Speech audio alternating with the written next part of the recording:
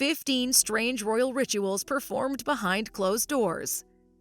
Behind the pomp and circumstance of royal life lies a world shrouded in secrecy and age-old traditions. From bizarre ceremonial practices to outlandish superstitions, the lives of monarchs are governed by a myriad of strange rituals that have been passed down through generations. In today's video, we'll be looking at some of the closely guarded customs, revealing the quirky, the bizarre, and the downright absurd rituals that take place behind closed doors of royal palaces. Number 1. The Royal Beekeeper informing the bees. When a monarch passes away or other significant royal events occur, one of the strangest traditions involves the official royal beekeeper tasked with informing the bees residing on the palace grounds. This bizarre custom dates back centuries to when beekeeping was a critical part of the royal estates. The ritual calls for the beekeeper to approach the hive solemnly draped in black fabric as a sign of mourning. They then softly whisper the news to the bees, as if the insects were part of the royal household staff being informed of the events. The words shared with the bees are a solemn update on the death of the monarch or other happenings. The superstitious belief was that failing to notify the bees of such developments would anger them, leading to the bees abandoning their hives or producing no honey. So, to stay in the bees' good graces, royal beekeepers have maintained this particular practice of treating the bees like perceptive confidants to the crown for generations. While seemingly odd today, it reflects the historically close relationship between royals and bees as vital tenants of the palace grounds and providers of luxuries like beeswax and honey. Number 2. The Lord Great Chamberlain. In times past, among the highest-ranking officers of the royal household was the Lord Great Chamberlain. This now-defunct but once vital role held the honored yet undignified duty of attending the monarch's most private toilet needs. When King Charles III's late mother, Queen Elizabeth, needed to use the bathroom facilities, her Lord Great Chamberlain would have been responsible for discreetly preparing the royal commode and managing the entire delicate process of her intimate hygiene. This awkward chore even involved holding the robe or gown while Her Majesty relieved herself. Assisting the monarch in the most human of acts was considered a privilege and mark of utmost trust in the Lord's discretion. Incredibly, the first written records of this position date back to the 13th century reign of King John, when it was called the Grand Master of the Stool. Number 3. The Royal Food Tasters. While no longer practiced today, the threat of poisoning was once a grim reality faced by royal households throughout history. To mitigate this risk, special servants known as food tasters or butlers of the ewer were charged with sampling all meals and beverages intended for the king or queen before consumption. Only after each dish passed inspection from multiple tasters would it be deemed safe for the royal palate. These tasters came from a variety of backgrounds. Some were tenured servants, while others were brought in temporarily during events where security was a high concern. Wealthy nobles were also known to keep tasters on staff in an era when paranoia over poisoning attempts from political rivals constantly loomed. During her long reign, even Queen Elizabeth II briefly employed tasters as a precaution around high-risk occasions. Number 4. The Raven Master of the Tower of London. One of the most iconic and enduring symbols associated with the Tower of London is the flock of ravens that roam the grounds. Legend holds that if the ravens ever desert the tower, the entire monarchy will fall. As such, over the centuries, the prestigious role of Raven Master has existed to ensure these feathered harbingers of royal demise remain content in their duties as permanent tower residents. Currently held by Christopher Scaife, the yeoman warders or beefeaters who serve as the Raven Master closely tend to the ravens' diet, housing, and enrichment activities. Part of their duties even involves clipping the flight feathers just enough to prevent the ravens from easily flying away, an insurance policy of sorts against the prophecy coming to pass on their watch. With so much superstitious significance surrounding these iconic avian mascots, the Raven Master holds an important responsibility in preserving the crown itself. Number 5. The annual Swan Upping Census. Held annually during the third week of July, Swan Upping is one of the more peculiar ceremonial rituals still carried out by the royal household today. The name refers to the practice of conducting a full census by literally upping and counting the population of mute swans found along the River Thames on a traditional route covering roughly 79 river miles. Led by the Queen Swan Marker, historically a part of royal staff dating back to the 12th century, a team of swan uppers use skiffs and traditional methods to carefully weigh, measure, and assess the health of each swan family encountered along the way. Any cygnets or young swans are additionally imprinted with identification markings on their bills to denote ownership by either the king or the worshipful company of dyers. Though the reasons behind this centuries-old tradition have evolved, it remains an important annual survey to monitor the overall wellness of the iconic swan populations that have long graced Britain's rivers. Despite the passing of Queen Elizabeth II, this unique event still took place in 2022 under the stewardship of King Charles III. Number 6. Cutting the wedding cheese ceremonially. At the wedding of the now King Charles and the late Princess Diana in 1981, the ceremonial cutting of the towering wedding cake did not involve an ordinary knife. Instead, keeping with long-standing royal tradition, the Prince of Wales used an official ceremonial sword to slice into the multi-tiered culinary centerpiece. The origins of this peculiar practice can be traced back to the military backgrounds of many European royal houses throughout history. Having an honored officer or royal groom use their sword to cut the wedding cake symbolizes the bride's metaphorical deflowering and consummation of the marriage. The sword's phallic overtones directly tied the cake-cutting ritual to fertility and masculine power. At Prince William and Princess Catherine's more recent 2011 nuptials, the couple jointly employed a ceremonial sword to slice their 8-tier fruitcake creation. Though the fertility connotations have faded, this tradition ensures as a ceremonial nod to the monarchy's historical ties to armed forces and chivalry. Number 7. The Garter Tossing tradition. Among the many customs and reveries surrounding a royal wedding are some particularly antiquated rituals steeped in overt sexual symbolism and superstition. One such holdover involves the removal and tossing of the bride's garter by the groom during wedding reception festivities. At the 2018 nuptials of Prince Harry and Meghan Markle, the newly minted Duke of Sussex publicly removed the garter from beneath his bride's gown, giving it a playful toss into the crowd of eligible bachelors in attendance. Catching the garter is seen as bringing good luck and foretelling who among the unmarried guests may be the next to wed. This exhibitionist practice of publicly divesting the bride of her intimate hosiery originated in the 14th century. It ultimately symbolized the groom's legal claim to begin intimate marital relations with his wife and unloose the knot binding her garter and virginity. Incredibly bawdy for a royal affair, the custom persists through to modern times. Number 8. The crowning of the Queen's champion. Among the most visually striking elements of a British coronation ceremony is the entrance of the monarch's personal champion on a horseback. Clad in a full suit of armor and royal heraldry, this symbolic guardian of the monarch thunders into Westminster Abbey midst a royal investiture. Brandishing a massive ceremonial gauntlet, the Queen's champion then traditionally flings it into the stone floor with a dramatic clang, bellowing, "If any person of whatever degree or condition shall deny or think to deny our sovereign lady, the Queen, I am her champion who will fight in her quarrel. Adventure my life against this treason and rebellion.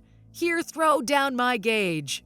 This chivalric display, casting the newly crowned sovereign as a ruler to be valiantly championed by loyal knights, stems from the medieval tournament age traditions of England's Norman ancestors. Most recently, at the 1953 coronation of Queen Elizabeth II, state trumpeters announced the arrival of her robed champion on horseback before the gauntlet challenge was issued as before. Number 9. The Royal Mandi Service.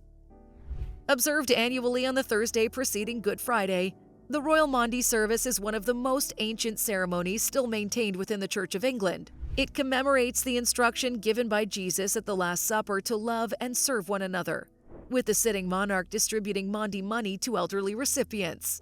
Each year, as many men and women receive the Mandi coinage as the monarch's age.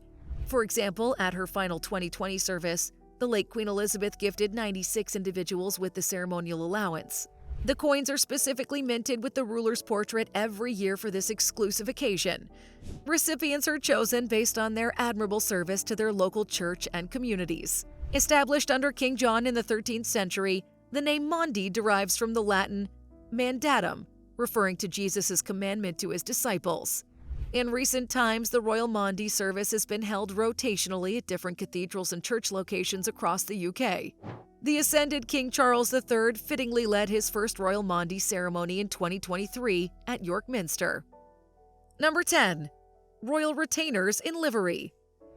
Even in our modern era, certain archaic roles and positions within royal households endure, with some servants still appearing as though transplanted from centuries past.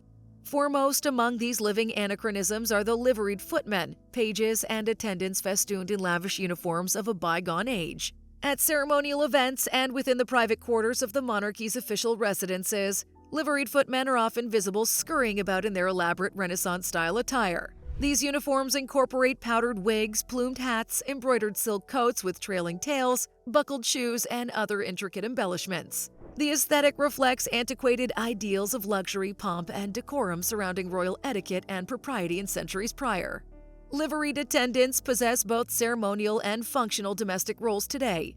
Footmen attend to tasks like greeting guests, carrying massages, lighting fires, adjusting curtains, even assisting the royals with dressing. While their finery may appear comically dated, this degree of white-gloved, uniformed service is a point of pride within historic royal households and reflects centuries of tradition. Queen Elizabeth II was famous for retaining these period-clad servants. Number 11. The Groom of the Stool. Among the most undignified yet privileged positions in a royal household of centuries past was the Groom of the Stool. This unsavory role involved attending to the private toilet needs of the monarch in even more direct ways than the Lord Great Chamberlain. The groom's duties included tasks like providing the royal chamber pots and commode chairs, managing the ruler's clothing and robes during the process, and even physically assisting in the cleaning and wiping after the sovereign had finished their business. It was an unavoidably hands-on responsibility requiring the utmost discretion and loyalty. For a prince or king, having a male groom of the stool was considered appropriate, while queens and princesses were tended by female groom counterparts. Holding such an intimate role in the royal household was a mark of immense trust and access. Even as standards of privacy evolved, the position persisted into the 17th century before finally being abolished. Number 12.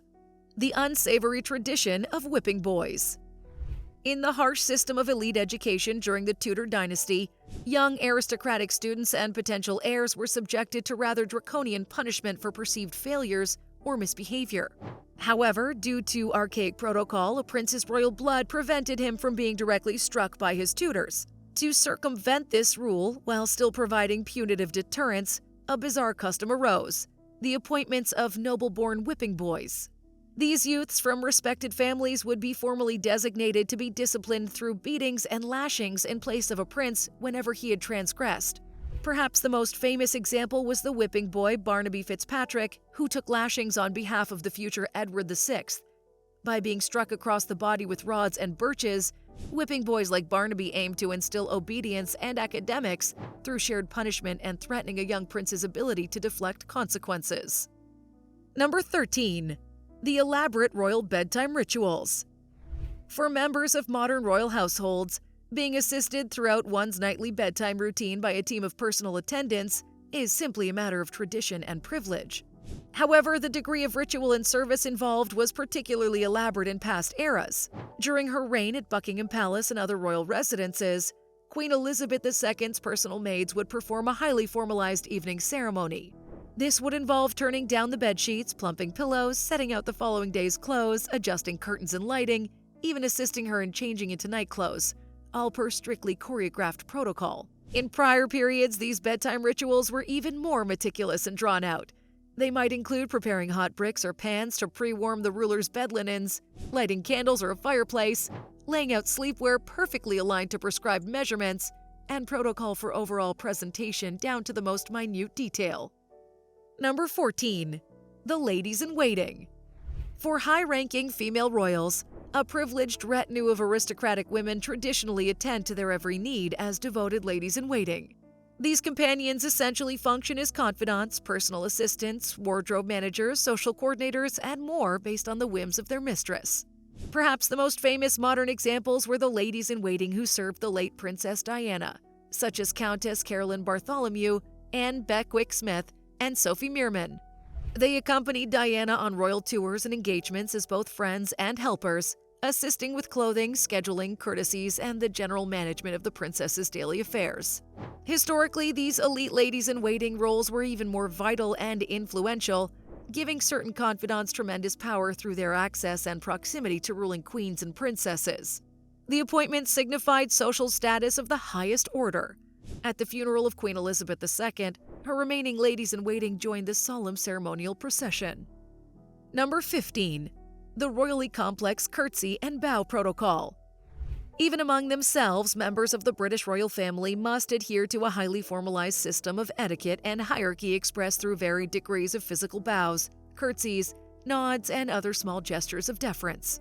The proper way to acknowledge another royal is strictly codified based on one's respective rank and precedence. For example, when greeting her mother, Queen Elizabeth II, even as a high-ranking princess, the now Princess Royal Anne was required by protocol to perform a deep curtsy, with her chin tilted towards the monarch in a sign of utmost respect. In contrast, the Queen herself needed only to nod subtly in return. The dynamic also shifts between men and women. While princesses curtsy to princes who outrank them, male royals are expected to simply nod or perform neck bows of varying angles depending on the higher status of the other individual. This highly nuanced system of curated body language and acknowledgments aim to reinforce the line of succession and familial hierarchy at all times. The codes permeate even the most private, personal interactions between the Windsors behind palace doors, preserving centuries-old traditions of deference and rank within the royal household. As a new king, Charles III holds the preeminent status before whom all others must curtsy or bow lowest. Well, there you have it, folks. 15 of the strangest, most bizarre rituals and traditions that have taken place behind the closed doors of royal palaces and households over the centuries. From whispering gossip to bees and having dedicated whipping boys to ceremonial garter tosses and armored knights guarding new monarchs, the eccentric ways of royal life are truly a world unto themselves. Let me know your thoughts on all these peculiar practices down in the comments below. Which one struck you as the absolute weirdest or most unexpected royal ritual? Of course, if you learned something new and enjoyed gawking at these bizarre behind-the-scenes royal traditions as much as I did, please give this video a big thumbs up and share it with your friends. While you're at it, subscribe and ring the bell so you don't miss any upcoming videos. Thanks for watching, and until next time, bye!